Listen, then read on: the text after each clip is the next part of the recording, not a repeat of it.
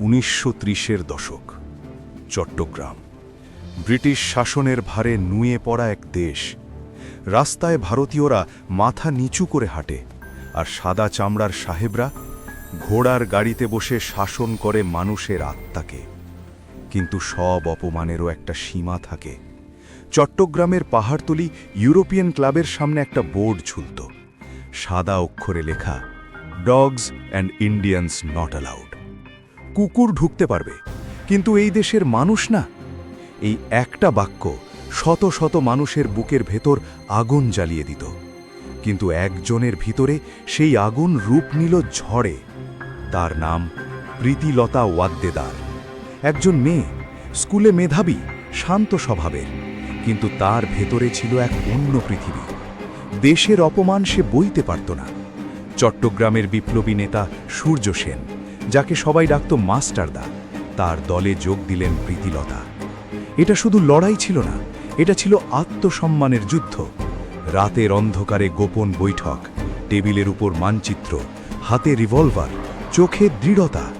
মাস্টারদা বললেন, ওই ক্লাবটা শুধু একটা বিল্ডিং না, ওটা আমাদের অপমানের প্রতীক।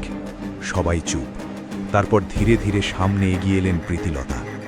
এই অপমানের জবাব একজন নারীও দিতে পারে।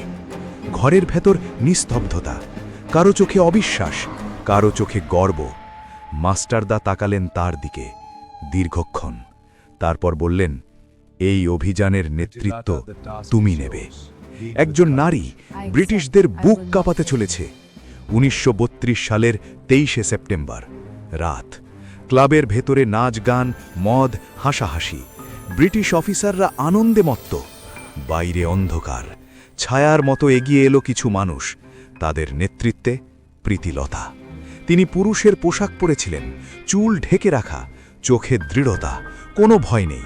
তার মাথায় একটাই কথা, আজ অপমানের জবাব মিলবে। ইশারা মিলল। হঠাৎ বিস্ফোরণের শব্দ, জানালার কাঁচ ভাঙল, চিৎকার, অ্যাট্যাক, অ্যাট্যাক। ভেতরে আতঙ্ক। যারা একটু আগে ভারতীয়দের মানুষ ভাবত না, তারা এখন ভয়ে দৌড়াচ্ছে। প্রীতিলতা দাঁড়িয়ে, রিভলভার হাতে। তার চোখে রাগ না, ভয় না, শুধু ন্যায়বোধ। এই আক্রমণ ছিল শুধু প্রতিশোধ না, এটা ছিল বার্তা, আমরা ভিখারি না, আমরা যোদ্ধা। কিন্তু হঠাৎ গুলির শব্দ। প্রীতিলতা আহত হলেন। সাথীরা চিৎকার করল, দিদি চলুন। কিন্তু তিনি জানতেন, ধরা পড়লে নির্যাতন, গোপন তথ্য ফাঁস, দলের সর্বনাশ।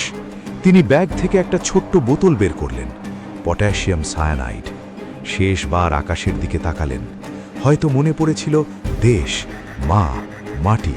তারপর ধীরে বললেন, ব্রিটিশরা আমার দেহ পাবে, আত্মা না। তিনি বিষ খেলেন। ভোরে খবর ছড়িয়ে পড়ল, একজন নারী ব্রিটিশ ক্লাব আক্রমণ করেছে। ধরা পড়েনি, নিজেই প্রাণ দিয়েছে। ব্রিটিশদের মুখে আতঙ্ক, ভারতীয়দের মনে আগুন। একটা মেয়ে প্রমাণ করে দিল, বিপ্লবের লিঙ্গ নেই। সেই board, dogs and Indians not allowed, ইতিহাসের পাতায় আজ অপমানের প্রতীক, আর প্রীতিলতার নাম সম্মানের। তিনি বন্দুক নিয়ে জন্মাননি, কিন্তু অপমান তাকে যোদ্ধা বানিয়েছিল। কখনো কখনো ইতিহাস বদলায় যুদ্ধ দিয়ে না, একটা মেয়ের আত্মত্যাগ দিয়ে।